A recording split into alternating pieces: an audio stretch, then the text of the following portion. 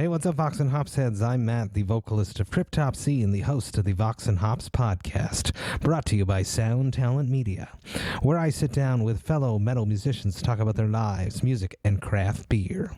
I hope you guys had an excellent weekend. I most certainly did. I was super busy recording a bunch of sick content for my upcoming Sober February month, which is coming up in just a couple of weeks. Everything that I have recorded so far for Sober February is absolutely amazing. My guests are amazing, the conversations are amazing, and it is all absolutely sober. I am super stoked to take and tackle the Sober February Challenge.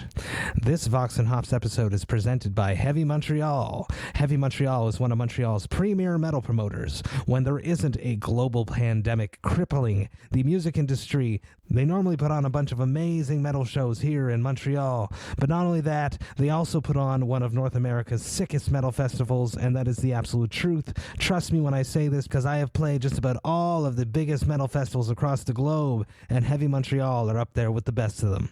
I am super stoked to have Heavy Montreal behind the Vox and Hops podcast. On today's episode, I am with Aaron Stainthorpe, the vocalist of My Dying Bride. Get ready, this is Vox and Hops episode number 222.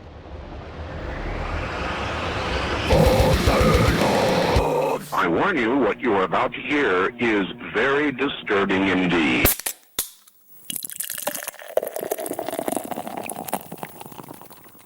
Hey, what's up, everybody? Today, I'm with Aaron Stainthorpe of My Dying Bride. I am very, very excited to be with you. I've been a fan for a while. Let's start with a very simple yet complex question that I like to throw at people to start off with. How have you been coping with this glorious year of 2020? Well, it's not been that bad for My Dying Bride, to be honest, because even in a good year, we'll only do 15, 16, 17 shows. So, you know, it's not a mad year for us in that respect. I mean, we've released 3 records, the album in March, the EP in November, and then the reissue from Peaceville of the Winter, which was very recent. So we've kept active, you know, we've kept people aware of what the band's doing. And of course, we launched the beer as well this year. So that's kind of four new products released. So we've kept active when we couldn't gig. But we haven't gigged since September 2017 anyway. So this is just a continuation of that. We were hoping to return to live performances in 2020, but no one could foresee a pandemic. So perhaps 2021. The vaccine's been rolled out now here in the UK.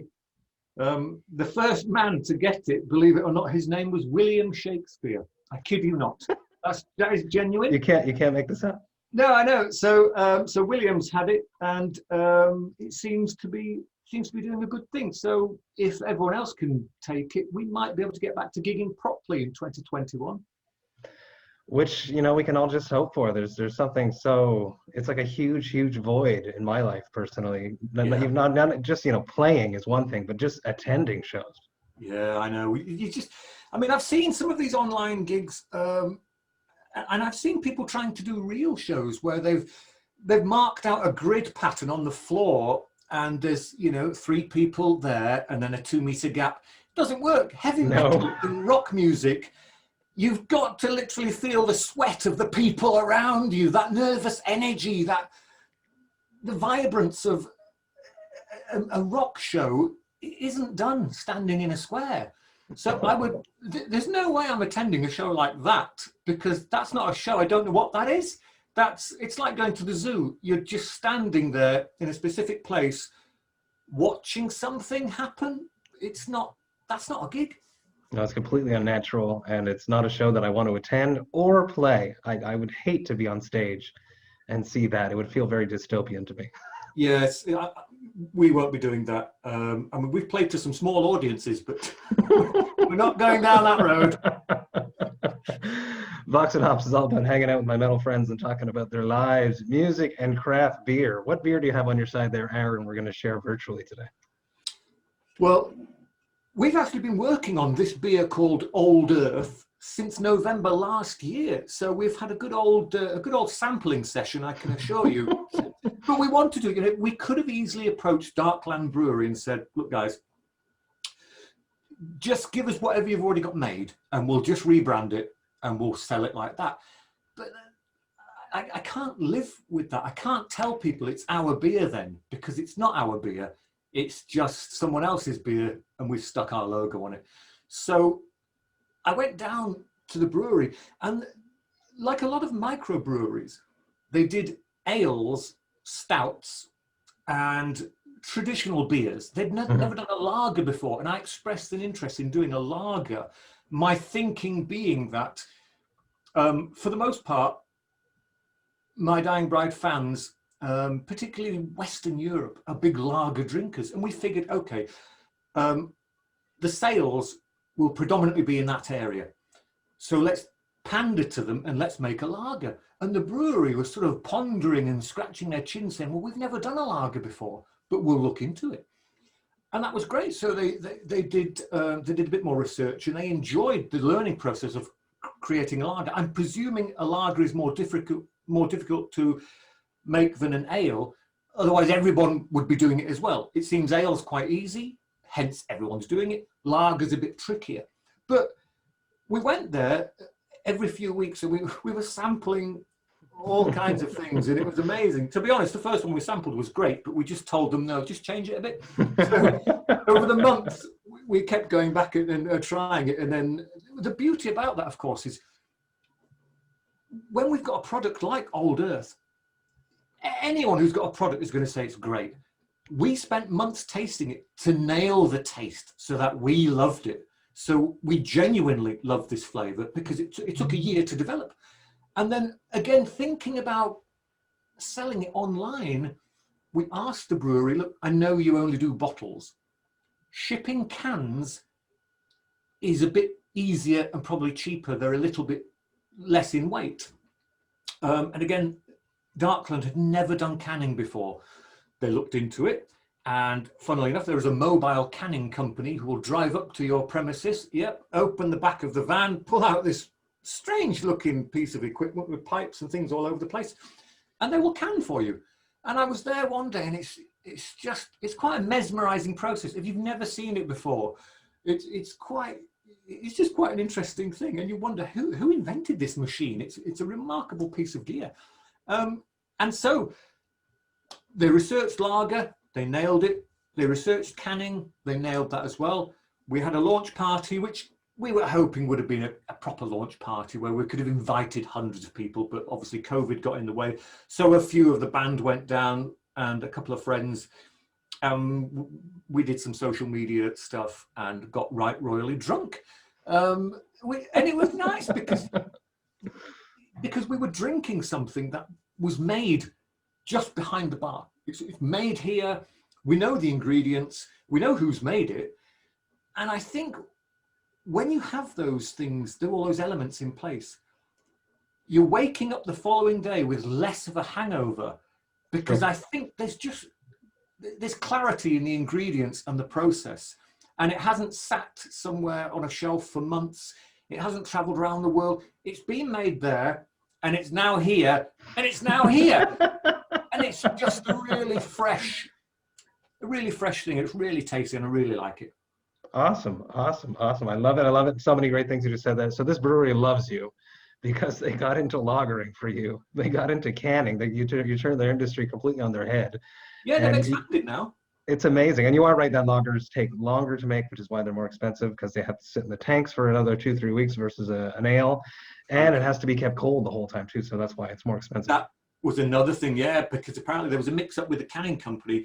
When they arrived, the memo hadn't got to Darkland to reduce the temperature for canning. It has to be canned at a really cold temperature. So when the canning company first arrived, the beer just wasn't ready. So off they went again. And then, because you have to reserve them, right? And it's a brilliant business. Whoever invented this mobile canning system that just rolls into breweries. Yeah. Brilliant marketing strategy right there. But sometimes the downfall to that is brewers are putting beers into cans that aren't specifically ready, but they can't wait because the next time they can get the canning system back in, the beer will be too late to go into a can. So there is it's not a perfect system, but it's a very brilliant one. Yeah, I loved it. And to see these huge pallets with thousands of My Dying Bride cans on them, it's just great. Yeah, the thing about when we came up with the artwork, And the label for this, we purposely went for a matte feel, and it has. I mean, you could sort of feel it has almost like an eggshell finish, which is non-slip as well. So you're less likely to drop it on the floor. And it's just, no waste. It's got a lovely, lovely texture, and everyone who we've given cans to, as soon as they've picked it up, they've had a little feel of it. You know, just because it just feels a bit different to normal canning labels. And we've got some in silver cans and some in black cans. We wanted black. I see the black ones behind you there. Yeah. Yeah, but that's nice. They couldn't find the black tops. Yeah. So that again, they're looking into that. Very, very cool. So it's just a lager. Do you know, since you're so involved with it, do you know what hops went into it? What was the grain? I got it off Gavin, the brewmaster, and I am going to pronounce these wrong. But you will correct me, I'm sure. We'll see. The first one is Hallertau. Yeah. I think you did that pretty well. Yeah. Yeah. The second one is Huel. No, see, I don't know that one, but yeah. Huell melon. Yeah. Okay, I've heard of that one too. Yeah. And Mandarina Bavaria hops. Yeah, classic German hop right there. So that's those. It appears to only have 3 ingredients. It must have more than 3. Well, those are just the hops right there. Right. Okay. Yeah. So that's what's in it, and it's. You could help me on this. It's what's the brewery calling a Vienna lager. What does that mean? So it'd be based on a traditional style that came from Vienna. So it's very dry, crispy, has a nice malty bite. Am I correct with that? Yeah. Very interesting. I love it. So crack that open if you want to drink it. If not, crack something else open. On my side, I'm going to be drinking Kahnawake Brewing Company's Wizard. This is a New England IPA. It clocks in at 6.8%. Excellent brewery here. Young brewery. It opened in 2017, but they're doing great things. I love them. They just actually made a beer for Cryptopsy called Crisp Topsy. It is a Pilsner Supremacy. It is a New World Pilsner, which is double dry hopped with Mosaic hops, which is one of my hops of choice. So I'm going to crack this. Let's talk about beer. Let's go back in time. Do you remember your very, very first beer, Aaron? It was my father's home brew. So it was free, which was always a bonus to start with. I mean, I can't remember what. My father was a Yorkshireman, so he liked a traditional bitter. So that's what he made. But I always remember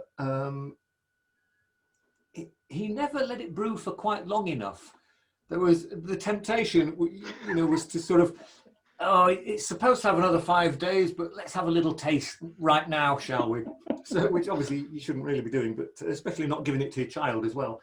But it was really nice. I think it had quite an interesting flavour, and it wasn't super fizzy. And it was at room temperature because it was kept in the cupboard under the stairs, and it was for someone who's never tried beer before. I thought it was pretty good, because quite often when people try beer for the first time, there's a bit of face pulling, and it's not what they expect for quite a lot of the time. But for me, because I could smell it, and I'd actually been to the pub with my father many times, but just lemonade and a packet of crisps and that kind of thing. So you know what the beer smells like, you know what it looks like, and you see people enjoying it. So you think, well, it must be quite enjoyable then. And I enjoyed the first one. It will have been a bitter, as I say. I can't do stouts. They're a little bit, they're just a little bit heavy for me. It's such a honed and focused flavour. It's just, it's more, you almost sip stouts, I think. Whereas things like Old Earth, you can really get it down fast. And that's sort of how I like it sometimes. Especially so yeah, my first one will have been homebrew. Amazing. And then when I will have come of age, my dad will have taken me to, it was called the Railway Inn. It was near an old railway line. And they served on tap, they served Stone's Best Bitter from Sheffield. And it was really nice. It was crystal clear. Well, it still had obviously an amber colour, but it was clear and creamy. You know, the head didn't look like bubbles. It looked like ice cream. It was so dense. It was, and of course, it's always on your top lip there, and everybody's got it, and it was just nice. And it was a fairly low. I think it was 3.8%. So a good introduction beer, I think. So really enjoyed that. If I have got a glass. Oh. Go for it. And it's a my dying bride glass, I hope. There he goes. There we go. Look at that. Never injured. I should probably give it a rinse first. Look at us, always prepared with our branded glassware. I love it. Well, I should have got, as you mentioned before we went on air, I didn't get the information sheet from Nuclear Blast, so I didn't have anything prepared. I knew there would be some quaffing going on, so I purposely went to the brewery today, and I mentioned what we were up to tonight, and they were very excited about that. Oh, very cool. Oops, I've just broken the box. Oh, well, that's not going on eBay anymore then. Right, let's give that a little... You've drank through it in worse glassware, I imagine. Oh, yeah. I used to quite happily drink out of cans until... You know, you hear people saying, "Oh, well, you shouldn't." You know, what if rats have urinated on them when they've been sat in some export warehouse or something like that? And you kind of think, is that an old wives' tale? Is that hokum, or is that a thing? And I guess it could be possible, but who cares, really? Yeah, and then one time, unfortunately, I bought a pack of 4. I can't remember what it was now, and I sensed a little bit of stickiness on the top of the can, and I gave it a quick rub. Opened the can, drank the cans. God, I was ill for 10 days. I was looking at the things I'd eaten before, and I couldn't think of anything. And then I thought, those sticky beer cans. That's the only thing, that there was something that shouldn't have been on those cans. And of course, as soon as you open it, it effectively just clears the top of the can, and you're drinking whatever was on that can. And I was sick as a dog. I don't drink out of cans anymore. Cheers, Aaron. Yeah, cheers. Look at the head on that. Gorgeous. Whoa. The Wizard. It's got a nice dank bite. Super juicy, tropical. Love it. Kahnawake Brewing Company. Support them if you can, people. I love that you guys made a lager and not an intense beer. A lot of people that are doing these band beers believe that because we play heavy music, we have to have a heavy beer. And I do not believe in that. So cheers to you guys for doing something that's super drinkable and crushable. Well, we thought initially, obviously, what everyone's going to do, it's got to be 6.66%. Yeah, of course. But that's quite a potent brew. And you got to some extent have one eye on sales. Mm-hmm. And if you do a session beer, people will buy more of it. We get a bit more money. So if you're doing a 6.66%, people are only going to buy 1 or 2 before they fall over. But you're not going to make much money. So if you have it very quaffable, people will repurchase and make a session of it, which is quite nice. Awesome. Let's dabble into music. Let's move back and talk about the soundtrack of your youth. When you were growing up in your parents' or guardian's house, what music was playing when you were not in control of the radio? What music did your parents or guardians listen to? My father and mother loved the Beatles. Yes. And they had, in the living room, one of these record racks. It was like a wire rack with a handle, so you could pick them up. I don't know why they felt the need to transport them around. But it had all these 7-inch singles from back in the day. My father bought them all. And I remember now seeing early photos of him in his early 20s and 30s. And he had a proper quiff, and, and he had the suit and everything. And he looked absolutely bang on. So he bought all the records. And, when we moved home, he threw them all away. Really? And I'm thinking now there was a lot of 7-inch Beatles records. I mean, they made a lot. There could have been a gem in them that might be worth a small fortune. I'm thinking eBay. But my dad was one of the kind of people who, when we move, he doesn't hoard things. I think we moved in the 80s, and by that point the Beatles were over in his mind. So there was no point keeping them anymore. And I think the record player was broken, and he'd moved away from music. He was a military man, and he'd been in the army for 26 years. So we grew up in Germany. I spent the first 15 years of my life in Germany, and we used to come to England for a vacation, which was amazing, you know, because in Germany we dealt with Pfennigs and Deutschmarks. That was the currency of the time, and that was normal for us. So when we went to England, it was pounds and pennies, and it was all, you know, just looking at the coins. Even though I was a British person, I'd never seen the money before, and it was all foreign to me. And, you know, fish and chips and just things you couldn't get in Germany, we were experiencing in England, you know, our home country, you know, but it was foreign to us, but we loved it, you know. So yeah, Mum and Dad loved the Beatles. Everybody loved them. When we lived in Germany, I mean, the Beatles played in Germany a lot. So all of Germany, not just the military, but the civilians there as well. It was Beatle madness, and you can sort of understand why. I mean, when you see some of those early live performances where the crowd just screamed constantly, it's a bit like My Dying Bride, really. But I don't like to talk about it. I wonder if your dad, being in Germany at that time and doing those home brews, he was brewing those beers because he couldn't find one like at home from the UK in Germany. The home brewing came later, to be honest. Okay. When we moved back to England, he retired, and we moved back to England in the early 80s. That's when he began the whole home brewing thing, and he did wine as well in the garage outside. I love it. And I think because the boys wanted wine and the beer, and the girls wanted wine. I've got two older sisters, and he had read somewhere in one of these brewing magazines that you could make wine out of any fruit or vegetables, literally anything. So he took a punt on garlic wine. I've never heard that, really. It's not a drinking wine, but it's great to cook with. Okay. Wow. Yeah, you don't want a glass of that.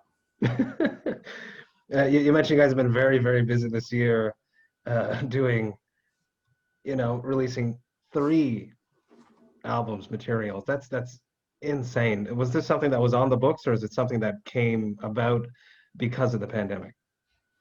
No, the album was scheduled for a March 2020 release sometime back in September in 2019. So that was already scheduled. It was released on March the 6th, I believe. So before the first kind of lockdowns happened across Europe.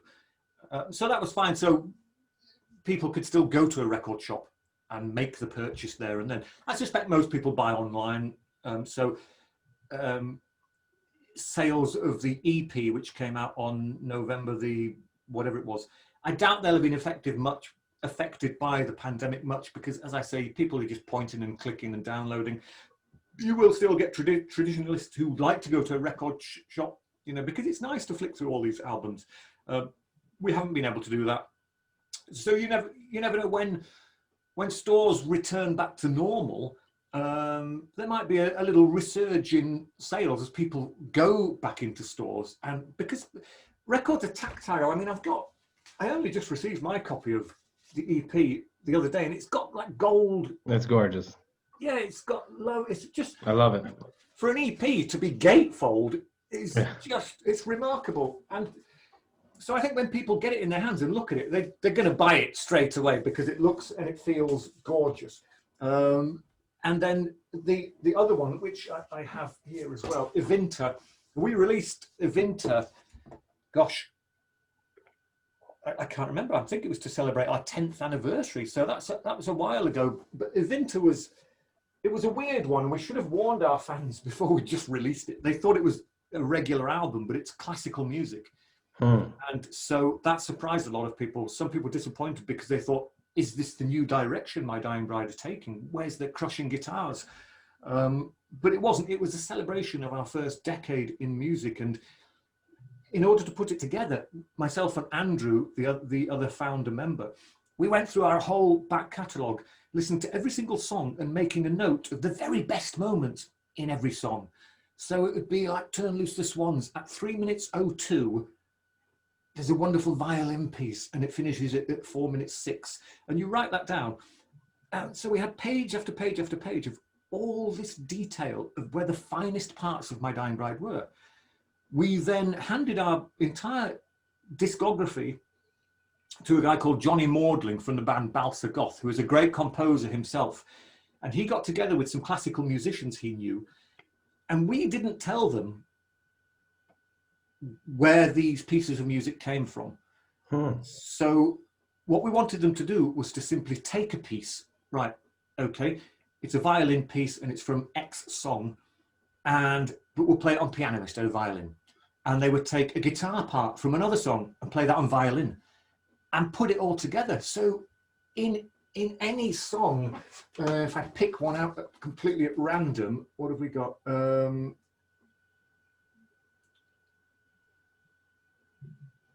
What have we got here? Your Dark Pavilion. In Your Dark Pavilion. In that song will be moments from 6 or 7 My Dying Bride songs from the first decade of our career, but woven together with different instrumentation. And I've written brand new vocals. I do some narration, some whispering and some singing. And then we got an opera singer from France, Lucy Roche. She came over and she's done some great, I think she's a mezzo soprano, some wonderful vocals on it. And she sings in French on some of the songs as well. And it's us indulging in something that's a bit special.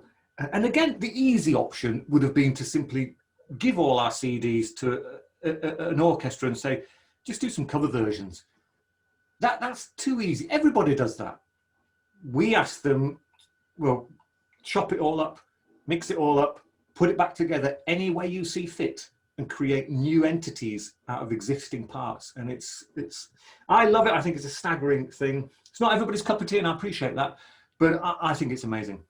It's a very, very creative approach to acknowledging the first 10 years of your career. Very, very, very creative. Yeah, we don't do things easy. We like a challenge. We've never had a manager. Myself and Andrew have managed the band from day one. So when an undertaking like this is maneuvering itself into place, we try and think outside the box a little bit. We try and make it as interesting as possible. And if that means additional work, so be it. Because it will then hopefully be recognized as a quality product and not just another thing a band have thrown out with their logo on it to make some cash. We've never done that. Everything we do it the really hard way around, but it's rewarding when you do that. Like the beer, like you were mentioning with the beer, you could just slap your label on anything, but you didn't. Could have done that. You didn't do that. 30 years you've been doing My Dying Bride, which is, cheers to that. It's absolutely incredible. Oh yes, indeed. Imagine that first show, you're standing on that stage and someone whispers in your ear, you're going to be doing this 30 years down the line. Would you have believed them? I would have dreaded it at that point, because if you've only released one album, you will automatically think, God, we're going to have to sing these same songs for the next 30 years. Thankfully, we've been creative enough to keep things interesting for ourselves and the fans, and we've evolved over the years. Some cynics might say, oh, it's My Dying Bride doing what they always do. But I think we've evolved and pushed the boundaries just enough for us still to be recognised as My Dying Bride, but with enough new content to keep it fresh and exciting, because we don't want to repeat ourselves with every album. We'd be bored of that. The fans would be bored of that. And again, it's a cop-out. The Ghost of Orion took forever to record, and at some point, even I was thinking, look, let's just release it. The fans are going to love it. Let's just release it. And Andrew and Mark Minot, the studio engineer, were like, no. We've got to nail it. Every album you do must surpass the previous album, or you're going backwards. And our previous album, Feel the Misery, was released 5 years ago, and it got rave reviews everywhere. And so we needed to top that. So luckily, Nuclear Blast didn't give us a deadline, which allowed us to write songs, go into the studio, record them fully, and spend as much time as we wanted recording them, then take them home, listen to them in the car, listen to them onto your home stereo, listen to them through the headphones.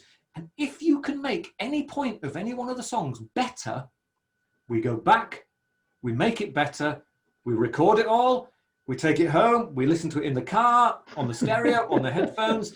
And when you can't improve it, it's finished. Now, that's a long process.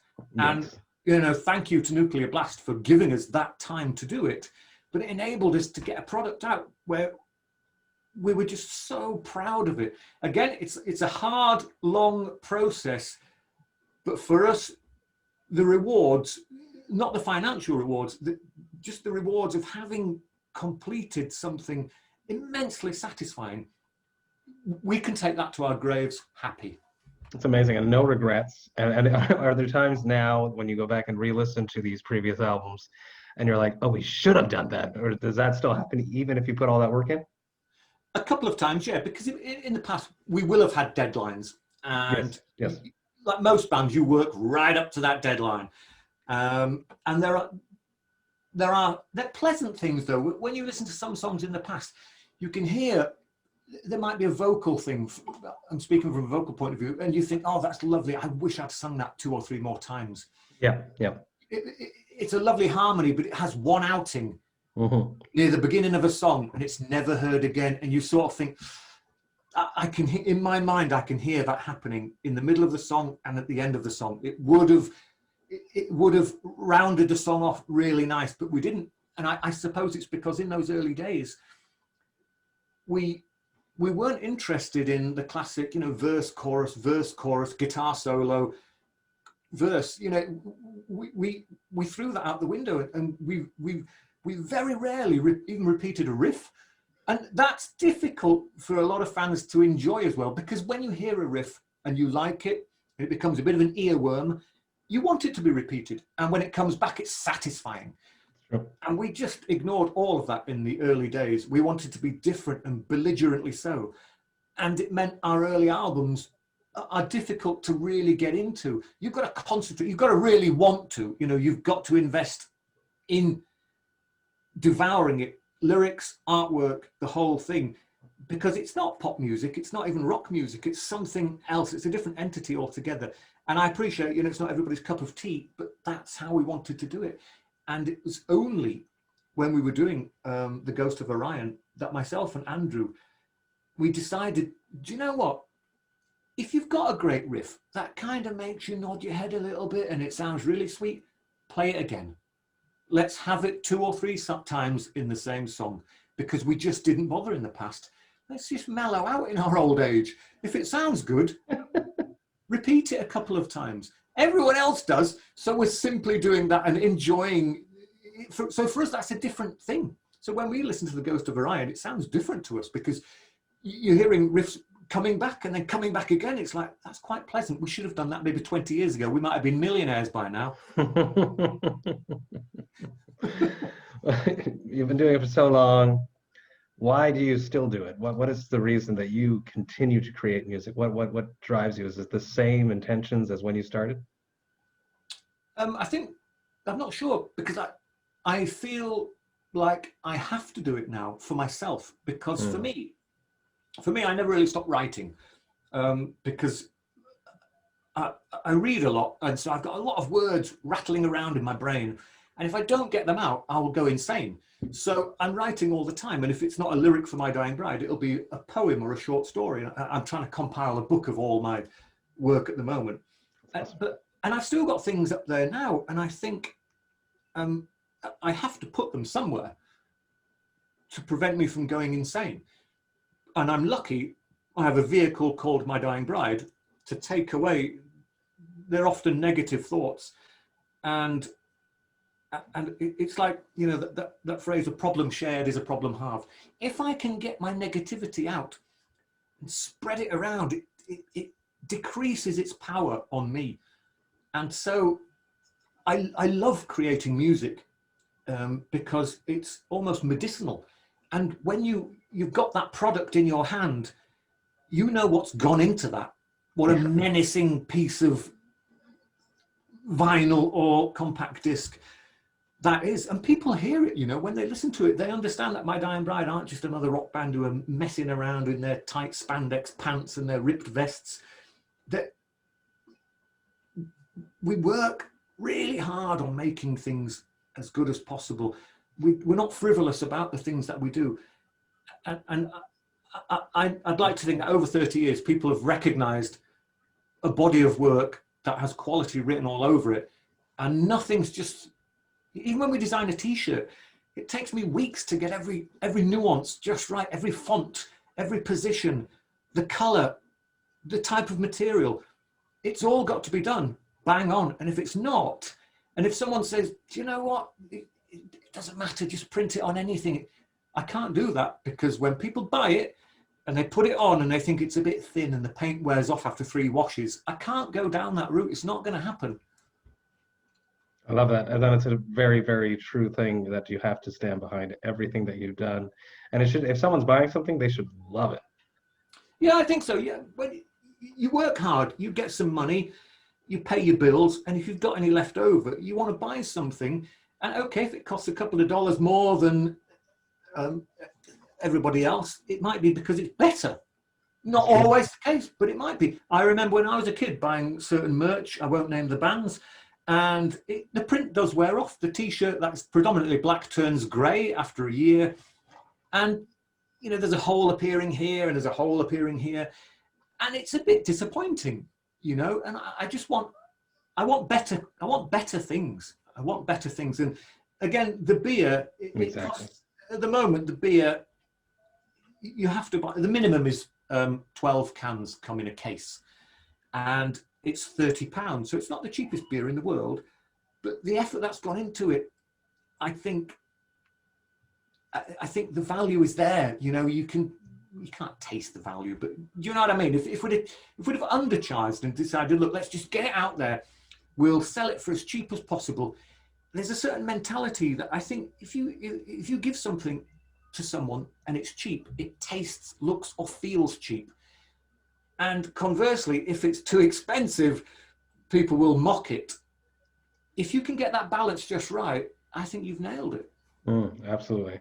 I wanted to talk about you being an artist and doing all the cover art and the t-shirts and the artwork, and I imagine you had something to do with that can right there. Talk to me about that whole aspect of your creative side, please. Well, like the words that are rattling around in my head, I have these visions as well, and I need to get them out of my head as well. And so again, if it's not for my dying bride, I just do it for the hell of it, because it serves as 2 functions, because it becomes something visual which I can hang on my wall, or if I'm lucky enough, I might be able to sell it. But it allows me to cleanse my thoughts and to empty what's in my head and put it somewhere else. You can't just try and forget things. It doesn't work, because they'll sneak up on you. Yeah, they'll sneak up on you when you don't want them to. So if you've got somewhere to put them, and you know, I always try and tell people, particularly this period we've all been in, when there's a lot of depression and people are sat at home, they don't know what to do, and it's quite a challenging time mentally. If you can somehow put those negative thoughts, that stale energy into something, it may give you clarity further down the line. It won't work for everybody, but it works for me. And so sometimes if I've got this sort of thought in my head and I can visualize it, I will start to paint something or gather things about me to try and visualize what I'm thinking.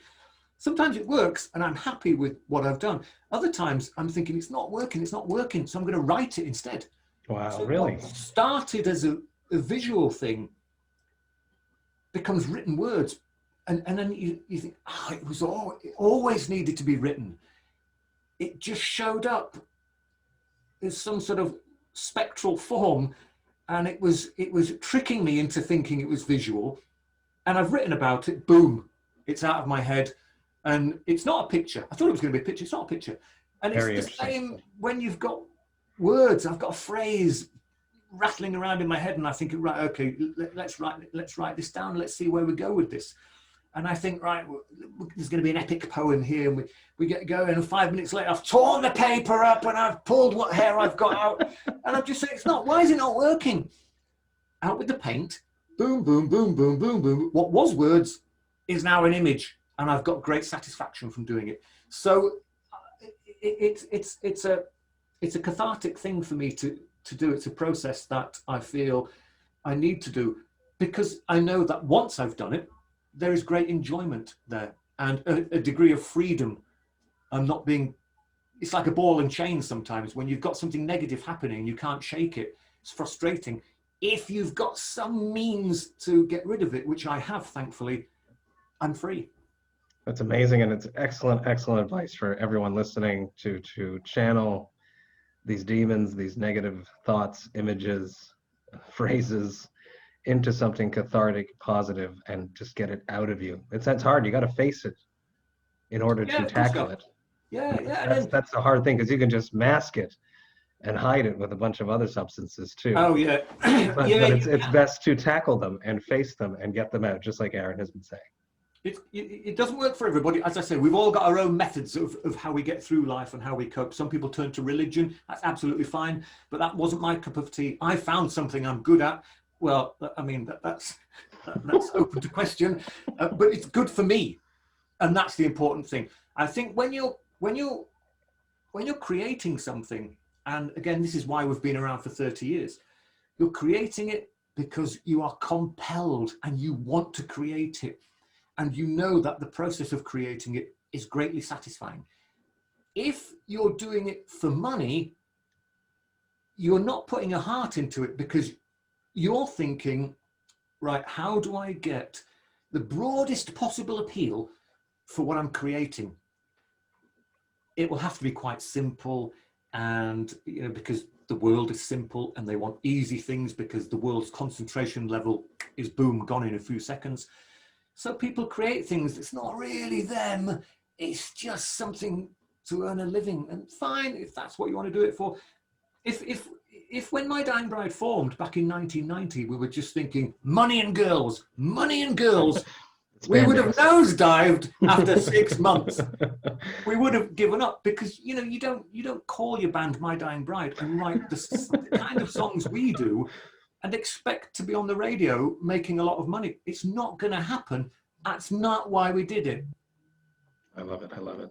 Let's wrap this up with one last question. It probably never happens to you because you're very in control. You know what's going on. You know how to channel your demons. But it happens to everyone every once in a while. What is your hangover cure? Oh, God, I don't think I've got one. I do the classical lying on the sofa with the remote control in my hand and an arrangement of snacks. And I quite often will have water and tea.